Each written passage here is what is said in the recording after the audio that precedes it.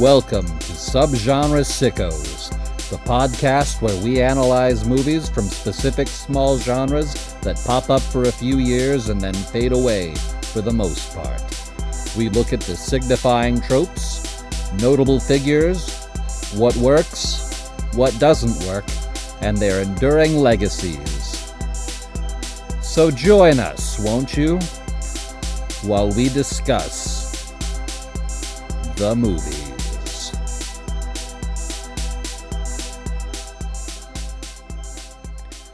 Creeps, sickos, ghouls, welcome to Subgenre Sickos, the show that the intro already told you about so I don't have to. What a great cheat I figured out, huh? Anyway, I'm one of your hosts, Greg Orm, and with me as always is... Another one of your hosts, Steve Skinner. I appreciate your cheat with the intro. We're getting smarter, this is a professional operation. That's right, I'm not going to cut the music in this time for that, because that was kind of a pain in the ass last time. Let's work smarter, not harder. Yeah, that's one of the ways we're getting smarter, is I'm not going to do things that make my life harder. Yes. For a bit that probably mostly I like. I liked it too, so. Oh, okay. So a bit for two people. Yeah. Great. Well, anyway, welcome to our fine show. Just like the past couple weeks, we are discussing the subgenre or movement of mumblecore. A bunch of DIY style films, mostly dramedies, about real people doing real shit and existing in the mid-2000s mostly. It is a lot about that existence, though the indie music not as prevalent in this one to time code it, and maybe that's what it was missing. It was missing that Bishop Allen or Death Cab quality to it. Just the 1812 overture. Yeah, the version of it that plays over the opening credits I thought was cool. And then, I guess we can probably just get into our correction corner right off the bat because it's related. In the previous weeks, we have said that Greta Gerwig plays the trombone naked in the bathtub at the end. But instead, it is a trumpet, which is probably a lot more efficient space-wise. It makes more sense logistically, and somehow we were Mandela affected into believing it was a trombone. Probably just because the trombone is funnier. Yeah. And it's more physical because your arms going womp, womp, womp, in and out, and the trumpet, it's just your fingers. But yeah, the 1812 overture comes back a couple of times, performed not well on trumpets. I thought Greta did okay. The other guy, maybe not so. But it's not like, it's like high school level trumpet playing. It's nothing like phenomenal. Yeah. It's passable trumpeting. I say not well, knowing full well that trumpet is one of the few instruments that I cannot even remotely figure out. It's like some about that mouth shape, like that and the flute. The ones that you have to do weird shapes with your mouth, can't do them. Everything else I can at least figure out hot cross buns. Yeah. And I wanted to play trumpet in 7th grade when I went into junior high and signed up for band. But the band teacher, Mr. Hill, did not want me to. He didn't like my embouchure. I got moved over to tuba. Oh, yeah. Okay, tuba is the one brass instrument I could play. The embouchure, the mouth shape? Embouchure, yeah, the tuba embouchure is a little looser. Oh, with French words, that makes sense. Okay, yeah. Yeah, the looseness, I could... Because the tuba, you just kind of make a fart sound, and then it sounds like beautiful tuba. You kind of do like a fart sound raspberry into the mouthpiece, and you can get some good sound out of that. Yeah, trumpet is a lot tighter and more pinched. And I mean, you guys have been listening for a couple of weeks. I like to keep it loose. Keep it loose, I like to baby. hang loose. This is not a video podcast, but I'm doing the hang loose thing with my hand. I'm wearing Hang Loose brand surf clothes right now from 1989 or whenever that was popular, just because I really represent the lifestyle. No one embodies hanging loose more than you, Greg. That's right. Everyone knows it. Everyone's talking about it all the time. But I guess thinking of trombones, a buddy of mine has a Switch game that is I can't remember what it's called, but it's basically Guitar Hero for trombones. That's fun. It was kind of fun. Unfortunately, there were no ska songs on their playlist, so that was a little disappointing. But they did have which one did I do? I did "Thus Spake Zarathustra," so that was. I think that Flight of the Bumblebee. So they had more classical stuff, but it's like if you're gonna have a trombone game and not have any ska music, like what are you doing here? I think we have different definitions of disappointing because when you said there's no ska music, I was like, okay, God has blessed this Switch game. I just, I Not a just, ska guy. I just wanted to play Beer by Real Big Fish. What's wrong with that? I uh I was really hoping that it would just be the exact same tracks as Guitar Hero 3. So I like the idea of someone trying to play Dragon Force on a trombone. Just like really, that person would be jacked by the end of mastering it. Like their I guess arm so. muscles would be like super defined. Yeah, Just on the one side, just the one side. kind of like Freddie Rodriguez's character in Lady in the Water, where he only exercises the one arm and the other one's normal sized. Or in Family Guy, when Quagmire discovers online pornography and is holed up for an extended amount of time. It's weird that he discovered it late into that show's run because it seems like that should be one of his defining character traits. He was an analog creep, you know. Maybe there's a little respectability in being analog with your pornography. Yeah, he's going out into the woods every day with a shovel, 1984 Playboys, and a drain. Mm-hmm. He's doing it for the children. But yeah, Mandela Effect, the trombone, which I guess because she's playing it in the tub with another character, so they would just be like kind of hitting each other in the face, which would have been funny. Yeah, it would have been something happening, It would have been, which is something this movie does not have a lot of. yeah. So I don't know if we've even said the name of the movie, but it's in the title. But yeah, we're talking Hannah. We're talking Hannah takes the stairs. She doesn't. I didn't Yes. catch if she took stairs. She takes the bus, but not. I don't know if she takes stairs or they show her taking stairs. At no point in the movie does it show her taking stairs. It never like answers what direction she was going. It's really kind of a gross lie. Joe Swanberg, you sold us. You sold us a lie here with Hannah taking the stairs. Yeah, I don't like when they tell me falsehoods in the title of a movie. Give me something like Ambulance. Now there's a great title. I don't know if you've seen that movie, but I'm going to go ahead and spoil this aspect for you. There is an ambulance in it, and it's in the movie a lot. So, like, you're getting what you're paying for. A movie about a beautiful ambulance. It delivers. It delivers on the title. It delivers on the title, and there's also a secret title in it because the LA part of Lance is capitalized. What? And the reason for that is because it takes place in the City of Angels itself, Los Angeles.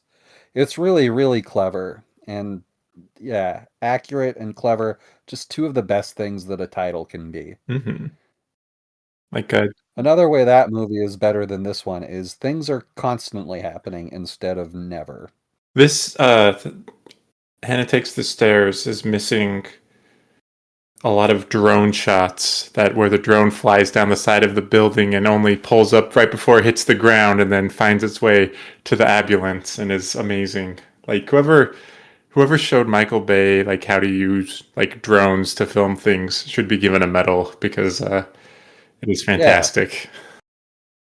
the key to the City of Angels itself, Ambulance. Yeah, great movie. I actually genuinely really like Ambulance. I think it's It's fun. fun. It's almost like a weird like there's like a cinematic universe in my mind where like End of Watch is like the first one because you have Jake Gyllenhaal in LA as a cop, and now it's Yeah, like then you go to Ambulance where I mean he's not an ambulance driver, but it is in an ambulance, and it's you know you have that kind of buddy dynamic in that movie as well. So now Jake Gyllenhaal needs to do yeah, like an LA firefighter movie or something. I know he's been busy being in The Bride, so but I don't know what his next project yeah. is. Yeah, hopefully it's either a firefighter movie or like poison control Yeah, or like a movie about a dog catcher. something in LA. You know, just we need the Yeah, LA service cinematic universe with Jake Gyllenhaal. yeah. Emergency Roto-Rooter, Dun dun. starring Jake Gyllenhaal and The Rock. And it's just them like cleaning out clogs, pulling rats out of people's drains. Could be fun. Yeah. Yeah, I would watch it. Yeah. So Hannah Takes the Stairs is a movie where nothing happens, and I think a lot of my preconceptions or memories of what mumblecore is, for better or worse, are like tied to this movie. Because as yeah, we talked before, this is the first mumblecore movie I saw, and I Yeah. looked it up, and it was a preview on the "I Want Someone to Eat Cheese With" DVD. Very important. Another IFC Yeah. movie. The classic Jeff Garlin vehicle that we are all still talking about today. I mean, it's got Richard Yeah. Kind, it's got Sarah Silverman, Yeah. Amy Sedaris, a I good know cast. I know you're active on the I will just want someone to eat cheese with subreddit, and so am I, and we are but drops in the ocean of engagement on that The subreddit. most popular subreddit of all time. Yeah. Move over. Can I eat this or whatever the most popular one is these days? I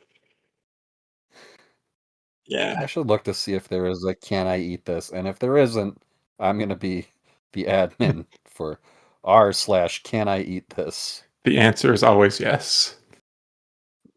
Yeah, it's gonna be terrible. I'm gonna get sued into the ground. We just put some waiver or some notification at the top that's like not liable for anyone who eats anything. Not doctors, not giving advice, just in it for the bits. If you fall for the bit, it's your fault. Please be advised. All advice given on this subreddit should be taken as dares. Can I eat this? And it's a picture of a knife. And then I'll still say yes. Yes, record video. Anyway, Hannah takes the stairs. I think I figured out why I didn't retain anything while I watched this movie while I was working. And it's because there is very little to retain. Yeah, usually movies have stakes and plot points and inertia, and Hannah Takes the Stairs defies all Eh, that in an avant-garde, maybe avant-garde too strong of a word, in a yeah, manner that is very strange. it eschews all of those things and even the stairs from the title in favor of a woman that maybe wants to date one of three guys, but can't. So, trope alert, romantic indecisiveness is basically the closest to anything that happens in this movie. Yeah, and it's all very kind of sequential or episodic because it's like, right, like here's this part with the first guy, here's this part with the second guy, then here's the end with the third guy. Cool. Yeah, and you really miss the first guy. Well, the first guy is our boy Mark Duplass, so he's Yeah. got the riz, and him and Greta Gerwig are the only people with who are able to exude any sort of charisma or energy in this movie. If you were watching this movie in a vacuum and someone said, I will give you $1 million if you can tell me who the two in this that went on to have successful acting careers are, like, you would, that's the easiest $1 million you would Mhm. ever make in your entire life. It's yeah. Yeah, they're both at a whole other level than like everyone else, and I think especially Greta is just like, oh wait, yeah, like this is clearly like Yeah. a person who is going to be successful, and wouldn't you know, she her career's been all Yeah. right. Yeah, it's been fine, I guess. Guess when you Uh, direct a haven't heard billion from her dollar in movie, you know, you're doing all yeah. right. Yeah. And I have some hot takes about that movie that will make people mad, but not in the way you're probably thinking. My So, my bit with Barbie was to like be like a big fan of it, but to attribute any good aspect of it to Noah Baumbach. It's like, oh yeah, that must have been one of the parts Noah wrote, but like it was so good. Like you just Noah just really understands women and just is able to write so well for them. Just what a I mean, visionary. I do think that that is often true as a fan of his Oh work. yeah, I mean he's a good writer. He is good at Like, writing women.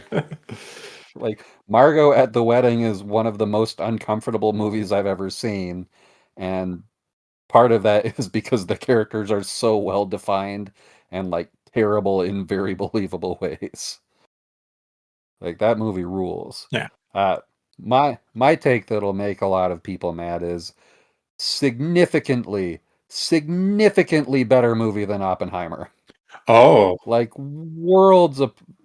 I mean, I am not really a Christopher Nolan fan anyway, but I just that movie is 3 hours long, and only the middle hour is interesting, and the rest of it is he gonna get fired from his job because he banged a communist lady? And like that's the least interesting thing about Oppenheimer. So naturally, that's what most of the movie is about. but what if that communist lady was Florence Pugh? Compelling. Uh, you'd think. And yet, for the first and third hours of that movie, I am going, why is this still happening to me? Say Whereas all of Barbie, I was giggling and laughing and thinking about horses. that was, yeah. And I mean, I wasn't able to do the Barbenheimer experience, but I remember going, trying to find a theater opening night because I usually, like, refused to do the experience. well, I was just, I knew because I wanted to see Oppenheimer on 70 millimeter, and that had been sold out for weeks. But like the day before Barbie came out, I was looking around because I was like, I'll go see Barbie. Usually, just get tickets the day before, but it was like sold out everywhere in Yeah. town except for like one theater I'd never been to, like on the north side of Portland. And I mean, it was like a cool independent theater, and went there, and it was like one of the only times where like the movie like was supposed to start and it just didn't start. And like I think 10 minutes after the start time, the owner or someone came into the theater and was like, "Hey, it's like sorry we're starting late, but like we're not used to having this many people in our theater, and we just want to make sure everyone gets their snacks and drinks. So if you're okay with waiting, like it's okay." And everyone was just very excited to be there, and it was fun. I don't know, yeah, when you have a captive audience, and I think Oppenheimer being able to see it in 70 millimeter with a packed crowd really amped that one up, and I liked it. But again, it's an experience that's can't really duplicate again. Yeah, I've seen that movie twice, and both times we're at home. Hmm. And I know some people are gonna say like, but you didn't really see it because you didn't see it in the theater." Eh, I got it. I got it. I have a good sound system. I have a good TV. I got it. But you see it on 70 millimeter film, you get sunburned during. when the bomb goes off. Like everyone got sunburned. It was really interesting and fun and good. They had aloe at the exits. See, I am part Mexican. Oh, I don't know if you knew that about I me. didn't. So I don't get sunburned. I don't believe I have ever been sunburned in my life, and it's not just because I am indoors most of the time. So good luck, 70 millimeter Oppenheimer. Good luck. Yeah, first you have to get me into the room to watch it, and then you have to try to burn me. So two challenges. I'm gonna fool you when you come to Portland and be like, "Hey, we're gonna go see the new Jackass," and it will actually be the Odyssey, and you're gonna be mad. Yeah, I'm just gonna be yelling the whole time. Where the fuck are the Soggy Bottom Boys? You think there'll be an Easter egg for No. the Soggy Bottom Boys in Nolan's Odyssey? Uh, I no, because that would be interesting. Robert Pattinson won't call the character bona fide or whatever. Yeah. And now that we have only one listener remaining who is just kind of going, yeah, yeah, along with me, maybe we should talk about the nothing that happens in this movie a little bit. I guess I can only see Christopher Nolan movies in theaters. That's my new rule because they play well. Yeah. But yeah, Yeah. Christopher Nolan not involved with Hannah Takes the Stairs because the woman is not a dead wife in this movie, so Yeah. She's alive the whole she time, is alive. and she has her own thoughts and opinions and things. So, yeah, I don't know if he'd know what to do. Oh, a woman. Even though this movie's 80 minutes and nothing happens, there's more female dialogue than in all Christopher Nolan movies combined. And arguably more agency for that character Yeah, than all of them combined. it is hard to talk about this movie because Yeah, there are scenes and uh, I there's a guess lot of naked parts. this is the That, trope. Yeah, there is. yeah, I mean, the movie starts kind of media res, Gerwig and Duplass in the shower, yeah.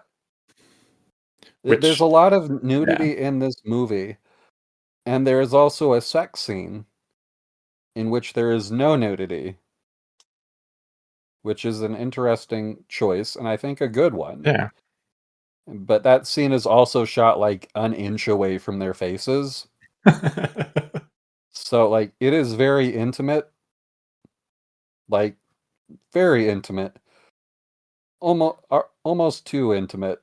It's a little uncomfortable, but yeah, I feel like a lot of the Yeah. nudity is not even really sexual in this movie because I guess the whole Oh, it's conceit is not. it's kind of like, oh, this is a summer in this person's life, and it's a hot Chicago summer.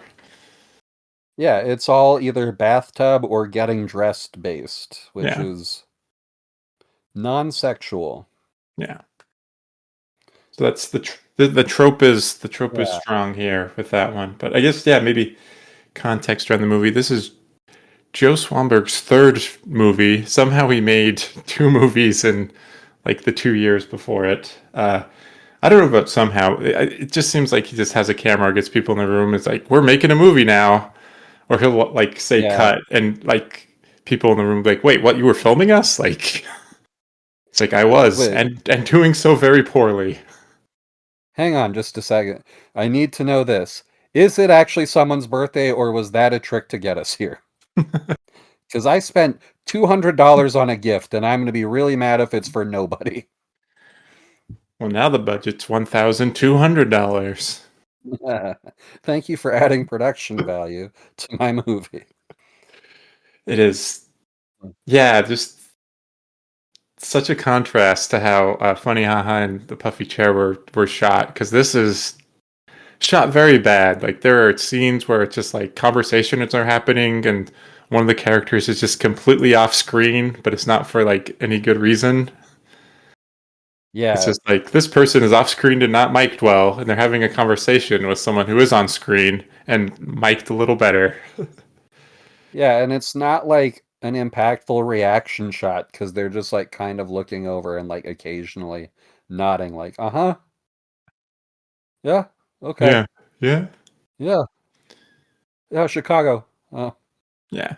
Yeah, it's like we said earlier, the only two characters that really pop are Mark Duplass and Greta Gerwig. And one of the ways you can tell is the microphone knows they're the only two characters that are popping because they're the only two you can consistently understand everything they're saying. Yeah, they have, or they just know how to talk or Yeah. project their. It's but But yeah, it almost seems like yeah, it's not just a stylistic choice. no. It just seems like the microphone is like, all right, so I can just like disregard whatever this is. Hold on, the stars are talking. The people who matter are on screen. But yeah, they're dating in the beginning, and it's like it's cool or whatever. But the Mark Duplass, his character, quits his job. He's just trying to do nothing for a while, and maybe that's another trope. The ennui. We got malaise and Yeah. ennui, and they're he just doesn't. He's just he's taking a break, just doing him. Which respect. I wish I could do that. I guess you can when you're 28. Not when you're 39 going on 40 and you got a mortgage. When you're 28 and fictional, you can do pretty much whatever you want. You can do a lot, especially be the Yeah. fictional part. It opens up a lot of options. The one thing you can't do, and one thing I appreciated about this movie is it captured the actual difficulty of this, is you cannot open the little plastic wrap thing that goggles come in easily. It is a pain in the ass for everybody, real or fake. Because it takes like half of his screen time in this movie, which isn't a lot, is spent opening up goggles on the beach. Yeah, yeah, like a nice charming scene. They go to the beach and they got their goggles and spend yeah, like in an 80-minute runtime movie. Yeah, a good solid 5 to 10 minutes opening those goggles. It felt like While he tells the one interesting story in this movie about how he dated a girl in junior high and he thought he was going to marry her, but then he wanted to play in a band and he didn't think she would be good at instruments, so he dumped her. so like Because he's like the inverse of the because puffy he's a chair. dumb, yeah, because he's like a dumb 14-year-old Yeah. is the point of that story. And yeah, that's it for interesting things that happen. But yeah, I they end up breaking up and like she brings him to like a party like with her work friends. And it seems like she didn't want him to come because like after the party she's with her roommate and basically saying it's like, oh, like I wanted to be the funny one at the party and I'm never the funny one because Mark Duplass comes and he's with all these boring nerds and of course he's the most interesting person there. Yeah, because he seems like he's talked to a person before. Yeah. Yeah, it's ju- so he leaves the movie 20 minutes in after they get back from the beach and he breaks up with her because he says it seems like you want to break up with me but can't do it, so I'm just gonna do it for both of us. Yeah. All Well, right, see you later. Well, and this is after him explaining because he can sense something. It seems like where he's like, "I'm not very Yeah, good at like breakups. Like I'm really bad at them." And she's like, I don't think most people are good at breakups," which I thought was like a funny yeah, line. Again, yeah, because they're we know what's charming coming. people. Like, yeah, like Yeah, yeah, like when they're on screen together, it's great because it's two people that are good at being on camera and being interesting. And then he leaves, and then you spend the whole rest of the movie going like, okay, but when's he coming back? Like he's coming back, right? She's gonna figure out that like because he's the only interesting one, like she's gonna pick him, right? And then he doesn't. he is better And than because everyone else. and like the thing is like his character is a loser, Yeah, but he has a personality. The only Yes, other person with a personality is the guy who plays their boss, who is the director of a comedy that we saw at Sundance and I thought was so funny. His name's Todd Rohal. He directed a movie called The Cataclysm, which is ridiculous and awesome. it is an insane movie. I need to rewatch because I don't remember a Yeah. lot of the details, but I would just remember it being pretty wild. You remember like the big thing that happens in that movie that's insane, right? I don't like. Like one of the weirdest things that I've ever seen in It's like now I have to. I uh, had to go back and watch it, but it's. I'm gonna type it in the chat because I don't want to spoil it because I want people to watch it because it's so funny. If you like Eastbound and Down, Stevie is the main character in this movie, and he is basically playing Stevie as a priest. So I think I just sold our one listener There we on go. it. I think that was the reason we decided to see that movie is because we liked Oh, Stevie from Eastbound and Down. 100%. We were looking at the list and we said, Stevie's in this and he's the main character. All right, so we're going to this, and then we will build the rest of our schedule around whatever this is. Pretty much. But then, Okay, yeah. I just sent it to you. Okay. If I can find where the chat is, I'm so bad at Discord. I'm like an old man. Yeah, yeah, you'll see it and you'll probably remember. And, God, that movie's so funny. Oh yeah, I do. Yeah, Now it's coming back to me. yeah. It's just like a wild swing that makes 0 sense, but also makes perfect sense for what that movie is. And it's so funny. Yeah, Everyone should watch it. I'm going to be vague about it because I really do want people to see it instead of spoiling it for them. I'm fine with spoiling this movie because it's almost spoiler proof because in order to spoil something, there has to be something happening to spoil. pretty much. And there's like a weird dance sequence after they break up. Oh yeah, that was one of my notes is they dance as good as me. We, I don't know if that's a compliment or a diss. It's not great. I mean, I only dance when I've had a couple of drinks in me, Hmm, and so I can't imagine that's like a positive experience for the people nearby. yeah. But maybe it is. I don't know, because I'm drunk at the time. You're going out there, you know. Um, Yeah. yeah, her coworkers. She works with Paul and Matt. Paul is played by our good old friend Andrew Bajowski from Funny Haha, and I think we were both worried: is Oh, this going to be another Mitchell type situation? And it kind of is. He starts it, out more normal, but his Mitchell side comes out as the movie progresses. I'm not even sure if it does, partially because the movie was aggressively losing me. And partially just because I am kind of wondering if that performance is tainted by how much I hate Mitchell from Funny Ha. That just like seeing him, even though I'm sure he's a very nice man otherwise, Yeah, gave me such a visceral reaction of like, ah, this fucking guy is back, and now everyone's got a problem again, and who's he gonna throw a beer at this time? right. Yeah. Yeah, I So definitely, it's yeah, was impacted by him and Funny Haha watching this. It's just, yeah, I'm just waiting for you to do something weird and creepy, yeah. and then he does.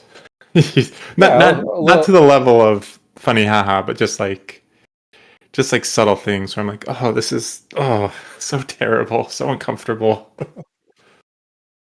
yeah, and like every time they kiss, which in one scene is a lot, the whole time I'm just going like, Greta, no, that's Mitchell. That's Mitchell. Yeah, I just Come on. what the notes I wrote. She is way out of his league. Yeah, rebounding with Paul. Is he gonna become a psycho like Mitchell? Yeah. uh, what is it? Hannah needs Oh, enough. Hannah needs enough self-respect to not sleep with a man who sleeps on a mattress on the floor. Yeah, which Paul slash Mitchell, not the hair care guru, uh, does. Oh, there is something else that I made a note about from when Mark Duplass's character was there.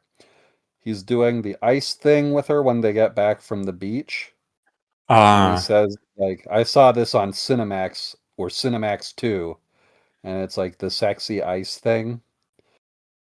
And first of all, I thought it was funny. And second of all, I remember reading about that ice thing in like Maxim magazine when I was 13 and just like mentally bookmarking it. I'm like, I'm definitely going to do this later. And then I completely forgot about it until I was watching this movie. and it didn't seem like Hannah was that into their Ice Cube foreplay. It made it She made was me glad I aggressively not forgot. into it. Yeah, I was like, oh, well, that's why 13-year-old me doesn't make a lot of my decisions today, I guess. I guess you can't trust Maxim magazine for No, romantic advice. Huh.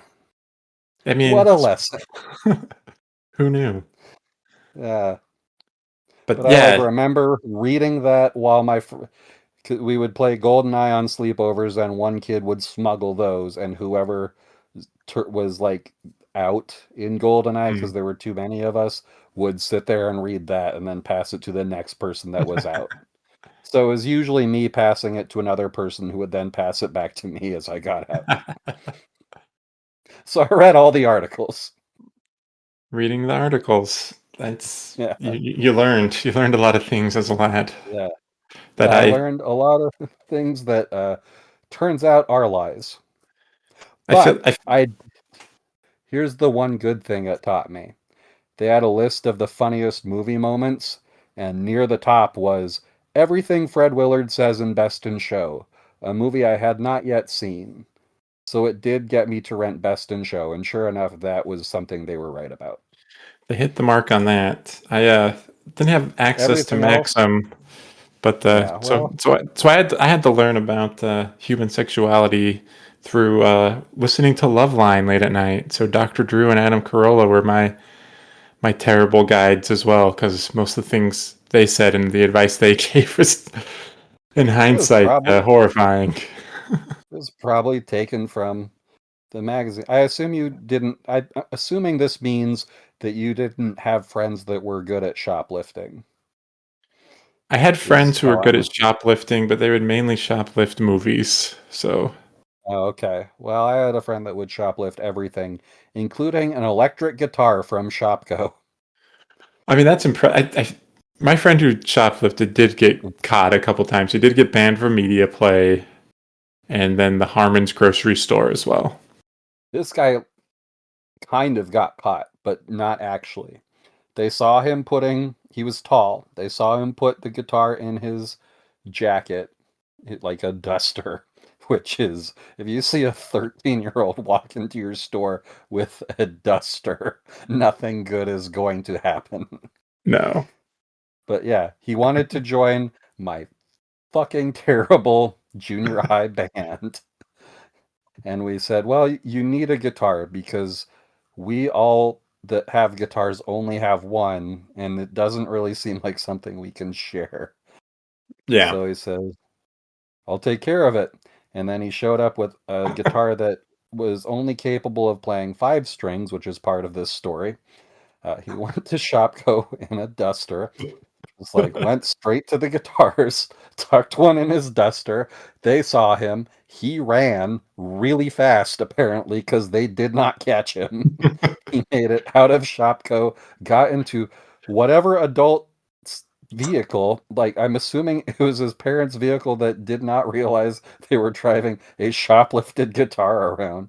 I don't know how he got it home because the closest Shopko was 30 miles away. Um, but while he was running, he broke the high E string thing Mm. that holds it on, and like it was irreparable. So he just had a 5 string guitar. You don't need all And the then, strings, right?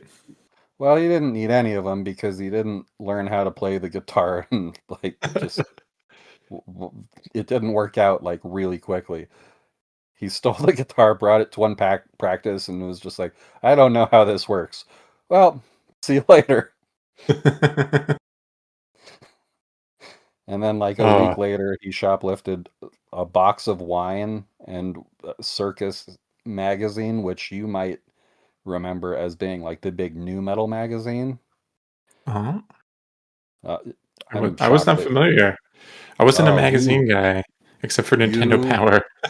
would have loved Circus magazine because I they gotta look it had up. like full page photos that were designed to be cut out of the magazine and hung inside your locker or on your bedroom wall or whatever.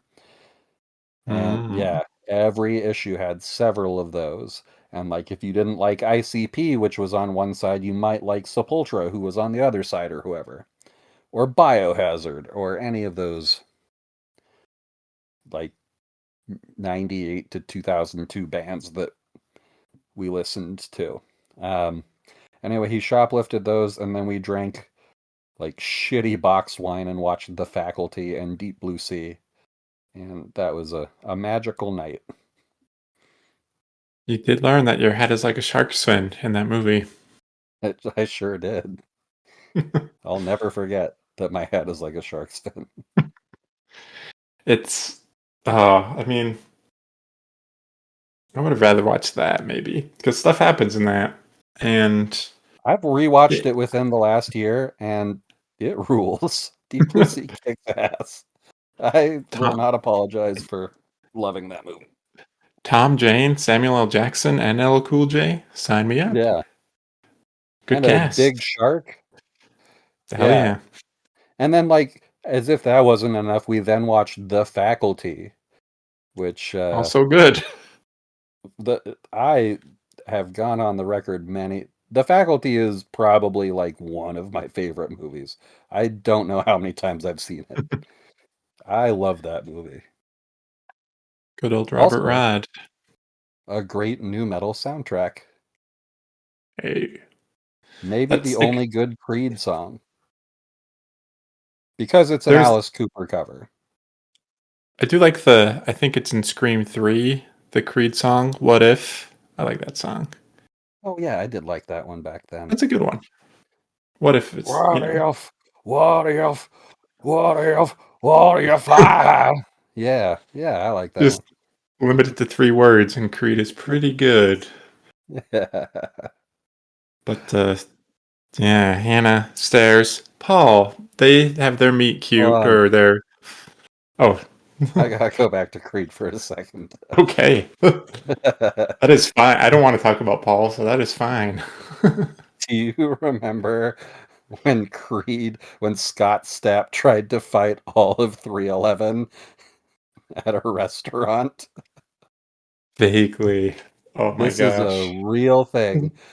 And I learned about it, I think, before most of America because I followed 311 on MySpace. And I remember logging in after my night shift at McDonald's at like 1 a.m. and 311 hadn't posted a bulletin. And then, like 10 minutes later, I refreshed and they had. And it was, we almost got into a fight with Scott Stapp tonight. And I was like, well, I am reading this now. It looks like the fight started and then got broken up by security Yeah, it was like, When Stapp acted aggressively and made inappropriate comments to a band member's wife. So he yeah, was out of line. 311 he did was, nothing wrong. that was their perspective too. And also mine. Reading Yeah. that at like 1:30 in the morning on myspace.com. Anyway, it's just fun to think about Scott Stapp trying to fight all of 311 at like what I assume was an Applebee's style restaurant, but I don't remember exactly where. It looked like it was like a hotel bar in Baltimore. Oh, okay. So maybe like a club Applebee's. Yeah. Yeah. If Yeah, classy. I remember you very much wanted to go to Club Applebee's. That was that was a life a, goal. a great desire. I used to Google pictures from Club Applebee's at work and then like call my coworkers over and be like, this is it. This is the dream. And they'd go, oh, all right. Good luck And with then that. All right, well, I'm gonna get Jimmy John's for lunch and think about anything else. Uh, Club Applebee's. Do any exist? Let's see. okay, I'm gonna type in Club Applebee's, Missoula, Montana, and hope that my dreams come true immediately. I don't know if it exists anymore. It There, looks like it's evolved into like a rewards program for Applebee's, maybe. yeah, because there's a 2013 Business Insider article about it. Yes. It's like showing a lady dancing like on a table. Yep. It's showing like Yep. the waitresses got like stickers on their butts. Yeah, it's where dreams come true. I uh, I feel like I've seen these exact photos you're describing because they sound very familiar. There is a picture of young 20 something woman licking whipped cream off of another young 20 something woman. So it Yeah, does it's look like it got wild at the Club Applebee's. yeah. And the best part is it's still an Applebee's. We got And that is so funny to me. we got I think back in like 2012, I tweeted about Club Applebee's so much that for a couple of years, Applebee's was following me. And either it was, hey, we're glad you're a fan, or do we need to keep an eye on this guy? you might have been And I put on the don't know. list. Yeah. But like this Business Insider article has like little blurbs and then pictures and stuff. Because like there's a blurb that's like Applebee's brand managers carefully review local franchisee programming to ensure it aligns with the company standards, and it shows like three old men looking at like a computer, and then the picture below it, the caption is, "But they all can't police every individual Applebee's," and there are two young women standing on a table kissing each other. So they Club Applebee's was clearly a den of Yeah. sex and debauchery that no longer exists. And you know, back then I really could have used that. Could have been a Man, fun distraction from life. we used to live in a country. We used to be a society with Club Applebee's. Look what they took from us. Boy. Do you see? Thanks so much, Barack Obama. That I mean, it might have stopped during Trump because they're what 2013 they were popping. So Yeah, I don't know how long it lasted. Club Applebee's got canceled like everything else that we love. Oh, God damn you, cruel world. So if Destroying everything that's beautiful. yeah, if Paul was a cool and interesting character, he would have taken Hannah to Club Applebee's. But instead, they're kind of But like, I don't know if meet cute's the right word, but like they're kind of get together moment as they're talking to each other through Slinky, through a Slinky, and my note next to that is quirky exclamation point. I think mine was, this would be charming if it was any other person. Yeah, like they start their Oh, romance, and it's their other coworker just feels like the third wheel because when they're at work, they're just like all over each other and very irritating, yeah. like And I was getting unbearable. so mad. Like, they're watching a guy, like, laying on the ground yelling.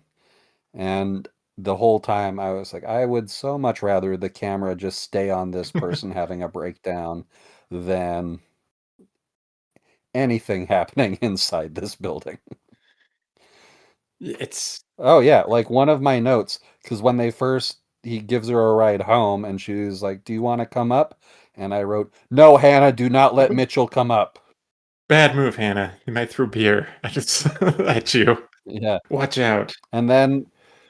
And then the tides turn, because if we remember from Funny Haha, he keeps trying to talk to Marnie while she's in the bathroom. And in this one, he's taking a shower and she tries talking to him. But he Yeah, is much more receptive and then says the totally normal thing, maybe later I can watch you pee. very normal. That's a scene I remembered from watching this like 20 years ago. Yeah. Just her being like, "Oh, it's like we're at the next level of a relationship. Like you're watching me, we're in the same room and I'm peeing. It's like I guess Yeah. hashtag Oh wait, relationship goals. wait. She says that to him. Maybe later I could watch you pee, and it's like you don't want to see that. Nothing good happens when Mitchell/Paul pees, Yeah, and he's and then yeah, like I think like they work like as writers of something, and it's like he's like writes a blog, and it's like his blog's gonna get published. So then he starts like big timing her and the coworker because he's on all these calls with lawyers. He doesn't know what's going on, so he has to defer to them, and he's just like a helpless man child as he's getting yeah. walked all over by this publishing company. But back to the guy on the ground. He was I did make a note. I wrote one of my favorite quotes from the movie Role Models. Uh, from when they find Sean William Scott passed out at the campsite from taking Ambien. And I believe it's David Wayne says, "What we have here is a classic case of guy on the ground." that Yeah. again would have role models would have been more fun to watch. Oh, easily. Yeah. A quote from Role Models, but very apt for the part where they watch a guy yelling and flailing on the ground. Yes. But yeah, so Paul's big time in them. So Matt and Hannah start hanging out more. There's a scene where she has like puts magnets in her mouth, like on either side, and I'm just like, wait, Paul just has magnets? Like, is he just carrying Yeah. magnets around? He's got loose magnets. Or Matt, not Paul. Matt, who I don't know the Well, actor's name, but it's the Adventure Time. Kent Osborne. Yeah. Yeah, he was the showrunner for Adventure Time and wrote or at least co-wrote the first SpongeBob movie and has written so much children's television. And at the end of this movie, you get to see his hog Very for much. like a full minute. It was a long scene. Yeah. So it's fun to But see that and yeah. think, this guy wrote the part where David Hasselhoff turns into a boat, probably. He- I believe he would have wrote that Yeah. just based on his magnets. But I He guess yeah, they also find yeah He also has the most I write children's television like face and vibe I've ever yeah seen. Like that seems like if you had to guess that guy's job seeing him on the street, that's what you would guess. yeah, and he's like definitely an improvement from uh He, Paul, but still like he's like there's got to be someone better for you, Hannah. Come on. yeah, he's not like a piece of shit. He's just boring. Like Yeah, he well all you they find really like they have bond because they bond because they can both kind of play a trumpet. yeah they can both poorly play the trumpet together. But I found it kind of I don't know it was kind of fun when they were playing together. I Yeah, enjoyed it. it wasn't the worst. Yeah, Like and at least Mitchell wasn't there. yeah, and yeah, then there's a scene later where he like tells her about like his antidepressants, and at first I'm like, is this like a weird like is she like shaming him for having antidepressants or just doesn't know how to respond to that? Which I didn't felt like a little weird. At least now everyone's medicated. I'm medicated over here, so Yeah, I we're am just gloriously medication free, which, for now. yeah.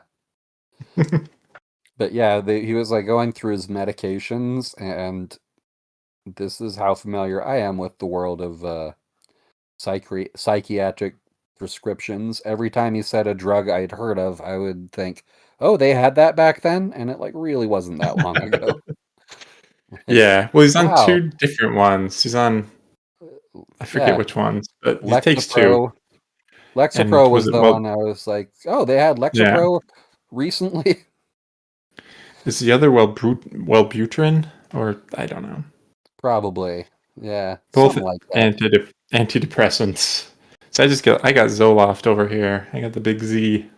But she does say they don't have a pill. I don't think they have a pill for what I've got, and what she's got is chronic dissatisfaction, which, if you're Yeah, dating these guys, you will continue to feel chronic dissatisfaction. they have a pill for that, and it's called meeting new people.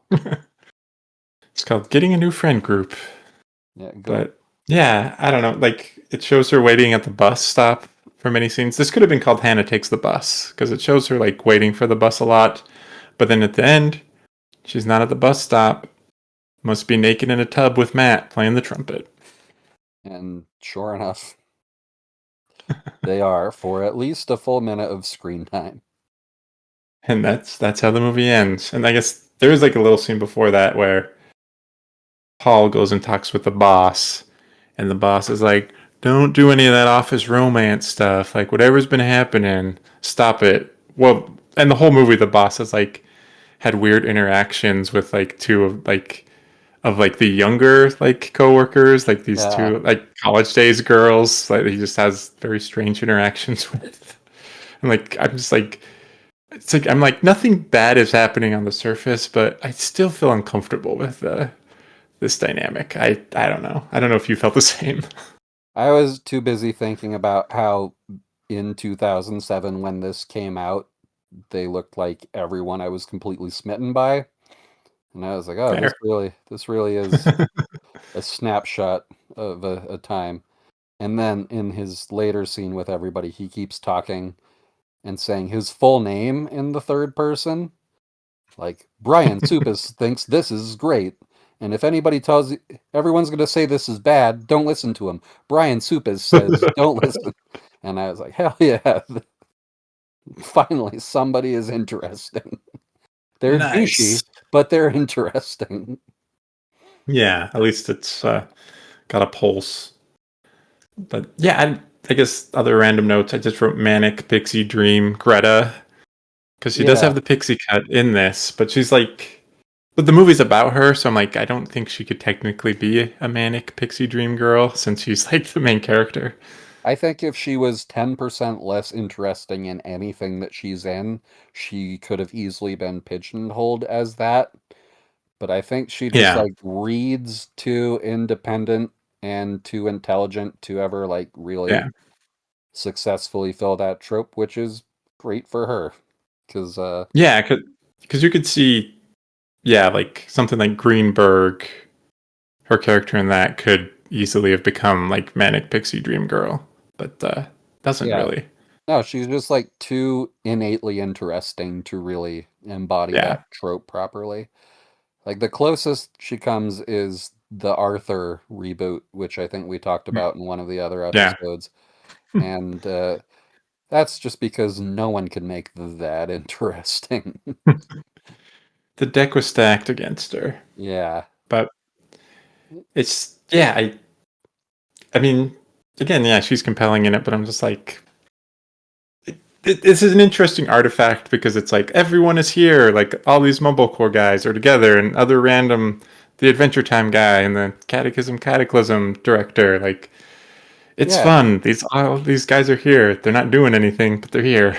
I like that it's a film by and then just like lists literally every person involved in making of it, which is like Yeah, 12 people, which makes sense for what this movie is. But it's cool that they build it as a collective effort instead of just yeah. one person's vision. And I just kind of One, wish that that had translated into anything happening. yeah, and I listened to some interviews with Joe Swanberg talking about like, yeah, it's like we didn't. I mean, this movie wasn't really written. There was no script, What? but he was just like, yeah, like, yeah, it's You don't surprising a say. movie where nothing happens. They didn't have a script. But he's No just saying like, fucking yeah, shit. it's like we just like invited people and like, yeah, they showed up and then they were just in the movie. And if they hadn't showed up, they wouldn't have been in the movie and it would have been different. And it's like, okay, I guess it's kind of fun to just a completely improvisational movie where it's like, yeah, if Andrew Brzezowski wouldn't have showed up, then it would have been a different movie. Uh, Maybe better. I don't know. it would have been 30 minutes long. It would have been, yeah, Yeah. Oh, another thing that we should bring up. There's a part where her and her roommate and Matt are like drawing, and he's teaching them how to draw mouths or something. And they're also drinking, and they spill a drink. and I think it's supposed to be a foamy beer, but what it looks like is a tipped over glass of cum. And I Yeah. texted you immediately, are they drinking cum in this? What is going on? And then in my notes, I wrote, cum and tonic. A Tom Cummins. Cum Collins? A cum and coke. Hey. It's just like I kind of kept going because that was profoundly more interesting than what was going on the screen. I I'm think there's pretty only proud of cum and coke. That's that rolls is a off good the one. tongue. Yeah. Yeah, that's nice. I think this is only the only other movie that had a cum related beverage in it is probably American Pie. Yeah, and that's like just cum and beer. That's not really. Not that fun. There Just pretty aren't. boring. I mean, there are beer cocktails, but I've never really enjoyed them. It's mainly like dropping a Yeah. shot of something into the beer. That's Yeah. Or like I tried something that's supposed to be like a stout and a white wine thing, and I could see why some people might like it, but it was not for me. And maybe I made it wrong. I don't know. Um, yeah, anyway, that is one of the few other things that happens in this movie. that is notable. Notable. Mostly just because the camera shot is not good enough to capture what it is, and so it tricks people like me who are constantly thinking of the word come because it's the funniest word uh, into going like, is that come? It's not the. It was very gross looking. I had the same Yeah. thoughts, but perhaps not as strong of a reaction as you did to it. Yeah, it was my focus for a good 15 minutes. And next thing I knew it, they were playing trumpet in the tub. But I guess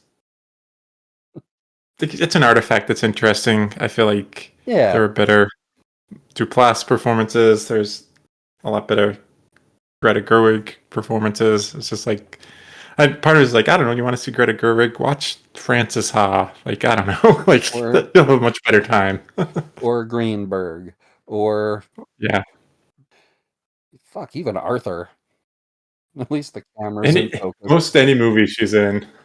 Yeah, White Noise, which is a so-so adaptation of my favorite book, and she's miscast in it. She's probably the only miscast person in it, and it's still better, a more interesting performance than this. Jay Kelly, she's in like 3 scenes and gets more to do. She's in 20th Century Woman. Good movie. Better movie. Amazing Watch movie. it. Enjoy. One of Uh, my favorite Mistress movies. America. Also very good Yeah. and fun. Oh yeah, I forgot she's in Wiener Dog. Oh yeah, I mean I'm a Todd Solondz nerd. I'll see anything that guy makes, so I like that one, even though I think it's probably pretty weak by his standards. And she's in other Mumblecore movies that are better, like Baghead Yeah, and House of the Devil. yeah. I mean, she's barely in House of the Devil, but still, more to do. Great movie. Memorable. Yeah, I really like that one. Yeah. Anyway, so we barely talked about the movie, but that's fine because the movie barely talks about the movie. I think we Yeah, I it's think we talked about Creed and Applebee's as much as we talked about this movie, the real important stuff. which is kind of our wheelhouses, so it makes sense. There you go. Now, the other big director, Swanberg, one done. Yeah, We're covering a couple more. Hopefully they're better, but we'll hopefully see. there is something in them. Like, Because drinking buddies, I remember being okay, I but again, it's just like there's actually more actors in it who are better. like they're really doing a lot of the heavy lifting. I saw that movie while I was very sad about something and was not in Mm. the right headspace for it, so I'm looking forward to rewatching it while I'm not being sad about a failed romantic thing in my mid-20s. So, yeah. That'll do it to you. Yeah, that was That'll probably make you a sad. bad choice to watch at that time. What can you do? Mhm. Yeah. Can always watch, Requiem for a Dream and just lean into it. Yeah, no, you know, the first time I saw any of that movie, I thought it was a comedy. What? What? Ow! So it would just play back then. IFC would play movies uncut like a premium channel, but it was on like basic Mm. satellite.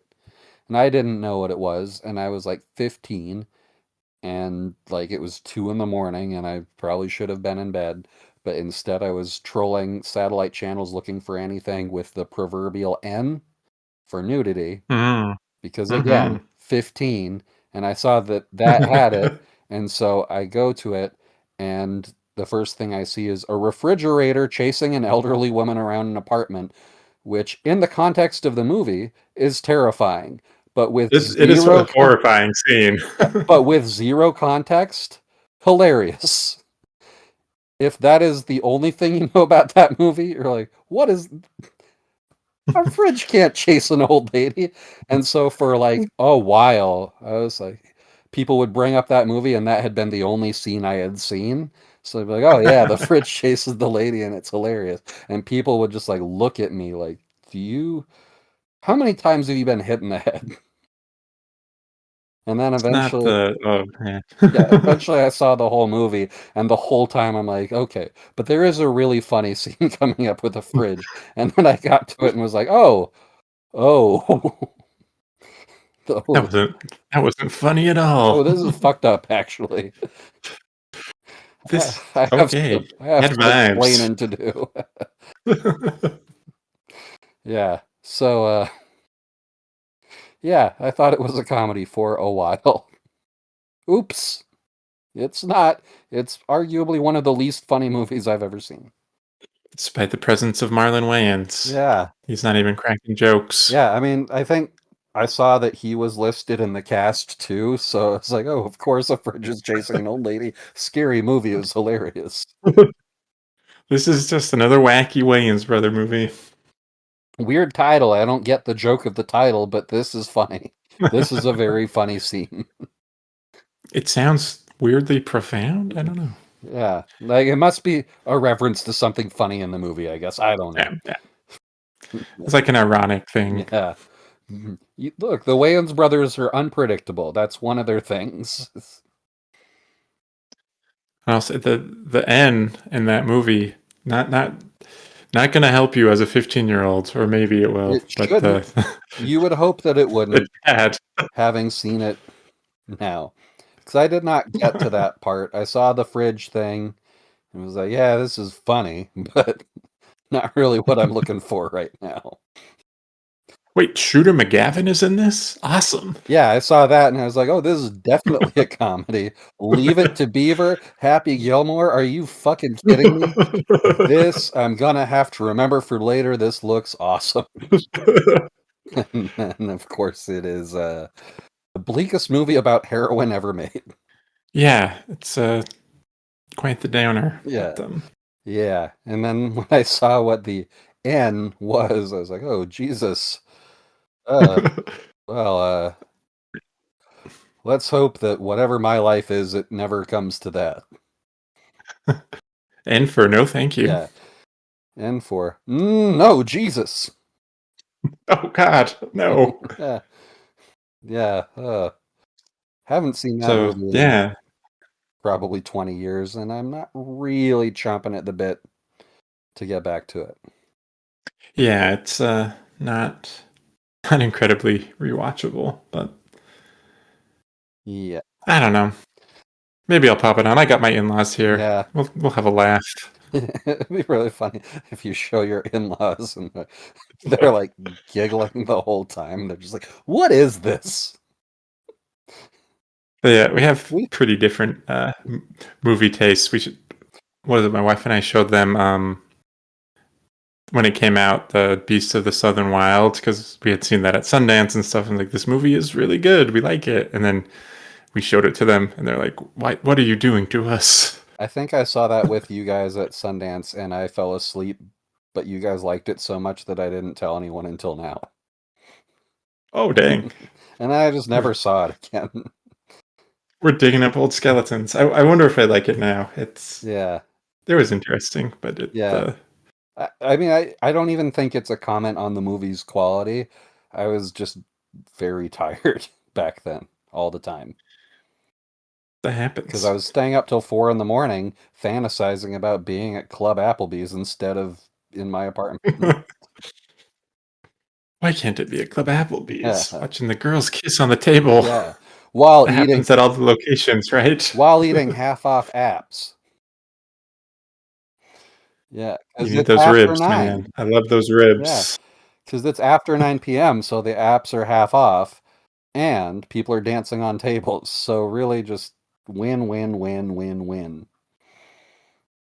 That rib chicken strip basket was money. Yeah, and if I'm feeling really fancy, I could get a quesadilla burger. Ooh, now you're just Yeah, imagine coming in that. with your monocle and top hat Eating with your quesadilla burger. eating a quesadilla burger, some jalapeno poppers, and watching people dance on tables. What is this, heaven? It's good. Heaven on earth? Yeah, my goodness. Anyway, this movie should have Anyways, taken place at a Club Applebee's. that's the real moral of this story. We've talked about so many other things besides the movie, and And yet, we still covered the entire movie. you got it all. And I guess even Hannah's roommate, who that actress also directed a mumblecore movie Yes, that we're going to talk about later. So because everyone in this movie is actually a person that directed at least one movie. It really yeah, is it's like we'll call it the I don't know. I don't want to do the Avengers because that's boring. And we talked about the 1992 Dream Team, but those guys were doing good. interesting things. They were good at basketball. Yeah, they were I've fun to thought about it's watch. almost like again, it's a bad comparison because I'm like, well, it's almost like Freaks and Geeks where you go back and watch it and it's like, oh, all these people, this is where it all started. But Freaks and Geeks is a good show. It's like Hannah Takes the Stairs is not so much. it's like going to the state championship of mathletics. All these great minds Rough. coming together to do something that I would rather be anywhere else. Yeah. That's what we'll say. It's A like watching. glo- Yeah, glowing review of Hannah Takes the Stairs. Hopefully, Andrew. I mean, if Andrew Bajowski listens to any of this ever, then his life is bad, and we're yeah, sorry that we think you play creeps. We think you're a good guy, but you're effective yeah, at playing weirdos and creeps. yeah. I have enjoyed all of your films that I have seen. If you are listening to this, in the off chance that you are listening to this, I have gone to like the first possible screening of one of them and had a great time. I think your movies are good. I think you are just very effective at playing terrifying men. Like, Socially awkward yeah, like weirdos. it should be taken as a compliment. You were very, very effective as that character. Yeah, Yeah, and you're good at making movies. It just, pretty I good. don't, just this one is kind of, I don't even want to call it bad. It just was there. I'm not mad I Pretty watched it, much. but I will probably next time I watch it go like, I feel like I tuned this entire thing out last time. Let me give it another watch. It's like And then you'll tune Eternal it out Sun. again. Yeah. It's like the part at the end of Eternal Sunshine where they're in the car and they're listening to the tapes of themselves that they don't remember recording and they're like, "What the fuck is this? This is so familiar." Yeah, Yeah. but let's move along because I gotta probably go hang out with my in-laws here soon. But Oh, are they already Greg, there? what? Oh, they've been here for almost a week. Oh, okay. Having good times. Nice. But yeah, what have you been watching this week? It's gonna sound like I only watch shit, so I'm gonna say two things. But one of them is the Robert Zemeckis Pinocchio remake for Disney Plus, which is one of the worst experiences I've had as an adult that did not end with a relationship with another person ending. Just It- yeah, it's the worst, one of the worst adult experiences I've had where nobody actually got hurt. We'll say. Uh Jesus I just yeah, fucking Christ. uh, I have been on the Joseph Gordon-Levitt hate train since Don John, and this did not help things at all.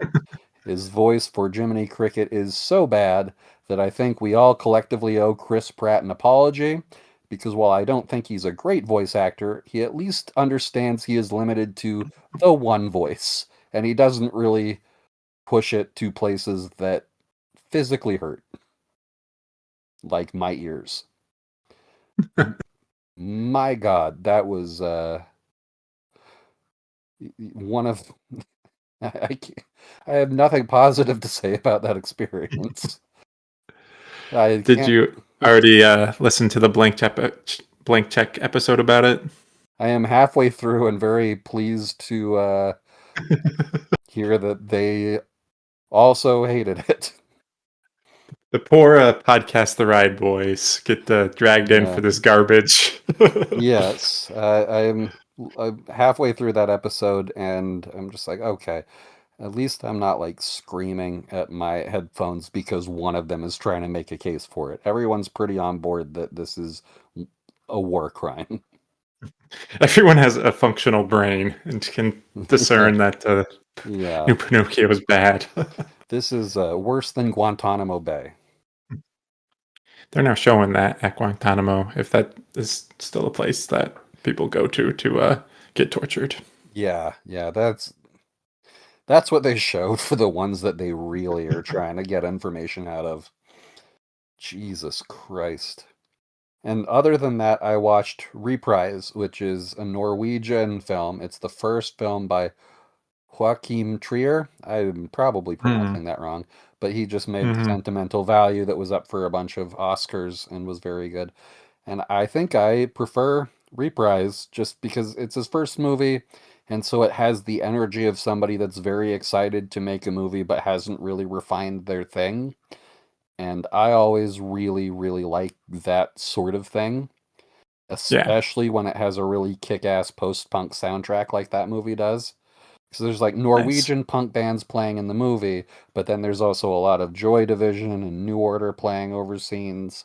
Oh, cool. And I like the way that it's like cut together very energetically, and obviously the performances are all great and interesting. And yeah, I really, really liked it. Nice. I enjoyed Sentimental Value, but I do feel of the movies of his I've seen, I liked the other ones more. I liked August or Oslo August 31st and Worst Person in the World a lot more than Sentimental Value. Yeah, I think it might be his weakest, but like if It's that's your still really good. weakest, yeah, if that's your weakest, you're fine. Like you're gonna be great. You have nothing to worry And yeah, about. I'm still, not trying to hold too much hostility because it beat The Secret Agent, which I loved. But the Oscars Yeah. ultimately don't matter. My own tastes matter more than the Academy's. I mean, the secret agent But had the severed leg scene, which I was already very pretty, pretty invested. great. And then that happened, and I had no idea that anything even remotely like that was going to happen in the movie. Me And like, either. and then like I looked it up, and apparently the Brazilian government did try to plant a story like that in the newspaper to cover up something terrible that Yeah, they did. And yeah. for obvious reasons, nobody bought it. It just like made me happier. Just like not only did this happen, but it's based off a real thing they tried to pass off, or based off a thing they tried to pass off as real. That is something that I would come up with just like fucking It's around. Yeah, nice to have a little horror scene in the middle of a a real weird weird one. Brazilian movie. Yeah, Have you seen Bacurau? not yet. Gotta watch Bacurau. Yeah, I Uh, have a couple different avenues to go to watch that. It looks like, I know it's been in Criterion, yeah, so, It- and I know it's on Canopy. yeah. I have both of those. I think it's on Kino Nice. Lorber's service too, which Oh, I'm cool. also subscribed to. So A lot of ways to watch a really good movie. yeah, I got to check it out. I think I know you'll dig it. That's what I'll say. I'll Hell do yeah. my Babe Ruth point to the outfield. Like Craig will like Bacurau. Having recently rewatched it, I think you'll dig its vibe. Oh, I mean, I did also really like The Secret Agent. So yeah, Yeah, good filmmakers make good movies. turns out. Anyway, what have you been watching? Yeah, so in-laws have been in town, and we just were trying to find something to watch, and ended up watching. I don't know how recent it is, but it's the Young Sherlock series on Amazon Prime, which I Oh, didn't know anything about. I looked up the cast, really only recognized Colin Firth in the cast. I'm like, okay, whatever. Started watching it. The opening scene, I'm just like, it's like this loud modern music. It's like this erratic cutting. I'm like, what is this isn't Guy that Ritchie bullshit? And then the opening credits go through, directed by Guy Ritchie. isn't that lead actor Tilda Swinton's son? Oh, maybe he plays Tom Riddle in the Harry Potter movies. Young Tom Riddle. Okay, yeah, I'm not a Harry Potter person to I'll look him up because he was giving me strong Hayden Christensen vibes with his acting style, but not in a negative way, like in a positive way. Maybe Oh no, he's he's not Tilda Ray Swinton's kid. He's Ray Fiennes. Maybe. his uncle, Unc. or Uh, as IMDb, Jesus says, aunt or uncle. Ray trying to Fiennes. see if he's Ray Fiennes. Yes. For some reason, I thought I know Tilda Swinton also has a kid that's an actor and has a name kind of like that. For some reason, I thought, well, I've made an asshole of myself in front of the one guy that stuck around after I shit on Oppenheimer for 30 minutes. Sorry about that. But I'm not. but yeah, it didn't turn into what I thought it would. Because like in the beginning, it's like Sherlock gets broken out of like taken out of prison by his older brother, and it's like you're coming with me to Oxford. I'm like, oh, is this going to be some like Wednesday thing where it's like Sherlock hanging out at school with Moriarty or whatever? But there's not too much like it's not really about them being at school. It doesn't have like Uh, the origin of him getting hooked on cocaine, does it? not yet. I'm Okay. sure maybe season two, but it's yeah, I don't know. It's like a Guy Ritchie show, so it's just like, oh, this is fun, and this is fun and not not too serious. Like There's no scene of him like taking a bit of snuff and like looking at the camera and going, I think I like this. he's too young so far, but You're never there too is. young. Snuff.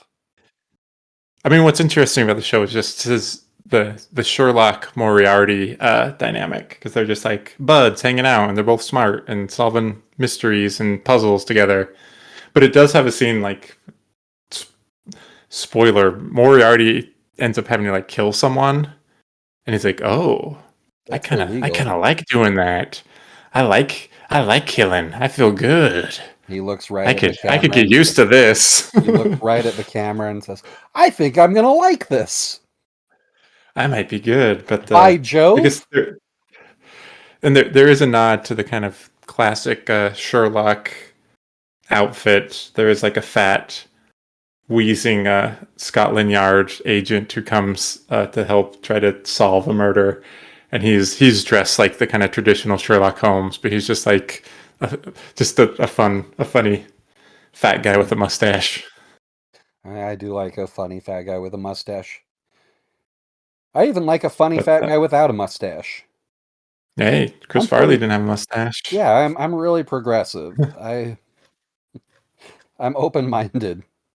Any facial hair configuration on a fat guy, I'm probably baseline fine. Yeah, Yeah. but yeah, young Sherlock was a good time. Like, yeah, I don't know. Okay. I mean, with all the millions of streaming shows, it's like whatever. But if you want just if you need that Guy Ritchie flair Yeah, there are. back in old timey days, if you like the old timey days, but with modern music and lots of cutting in the editing, then it's for you. Okay. I mean, I do like Guy Ritchie. I like what Guy Ritchie used to be. So if it's like what he used to be, then that's good. It's I feel like his career is so weird, at least to me, because like in the beginning, like with Lock, Stock, and Snatch, I was like so into him, Yes. like waiting for him just to make any movie, and then just freaking Revolver, and that movie doesn't exist. And then Yeah. Rock and Roller comes out. I'm like, all right, we're back, more Guy Ritchie, and then it's like the Sherlock Holmes movies, and it's like, well, Well, these are fine, then Rock and these Rolla are okay. ends with the promise of 2 more of those, and you're so hyped. But You want more? me, you, and our friend Blake are the only people alive that have seen those, so they didn't make the other 2. Yeah. I- Uh, But but yeah, then, he like, also made that. he had all these. Oh, go ahead. Oh, he made that god awful remake of Swept Away. Swept Away, Yeah. like a super good Italian movie from the 70s, which I recommend to anybody that likes movies about class politics in Italy from the 70s.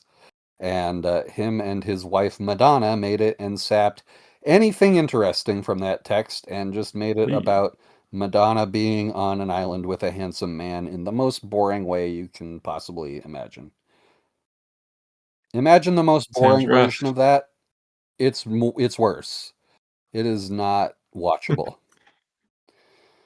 But yeah, I guess it just seemed like he was like an every few years type of guy, so we'd have to wait for him. But like pretty much since, but it seems like recently it's like almost like every year. And like this year he has 2 movies coming out. I Like, think that's how it's been the last few years since like Aladdin. yeah, He's been back on like making a lesser version of Lock, Stock, and Snatch, but like a lot of them.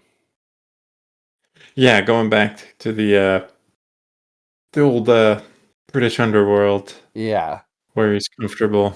but like too clean, whereas Snatch and Lock, Stock are Yeah, both kind of grimy. And in these ones, everyone's like showered and wearing suits, and no one's yeah, you named. don't feel like you can't smell them through the screen like in Yeah, his first 2 movies. and no But one's named Dog, so like hard to really yeah, invest. Yeah. but there we go. That's what we're watching. Yeah, next week we're going to Frownland with our good old friend Ronald Brownstein, I have not. friend and collaborator of the Safdies. So we're getting hopefully a little bit of a zag in our Mumblecore series, something a little different. So I have heard this movie described as abrasive and definitely not for everybody. So I You're having gonna love it. yes, that is exactly what I am looking for most of the time. Something that I can't show to other people. One of my favorite genres, movies I can't recommend to anybody. So I'm very I'm not familiar with this movie either. yeah, I've never seen it, so yeah. based on the synopsis, I get what you're saying. So Yeah, anything that is described as divisive or where most of the letterboxed reviews are, this was good, but I hope I never see this again, even in my dreams. Like that is like Yeah. That's like catnip to me. Like, give me all that you got. So it seems like, yeah, we're getting a little zag, and Yeah. I think that's good Yeah. because getting feeling a little samey with all the dramedies and ennui. We need some chaos thrown into the Yeah. mix. We need to watch something about like a fucked up guy that's fun, not a Mitchell Yeah. type.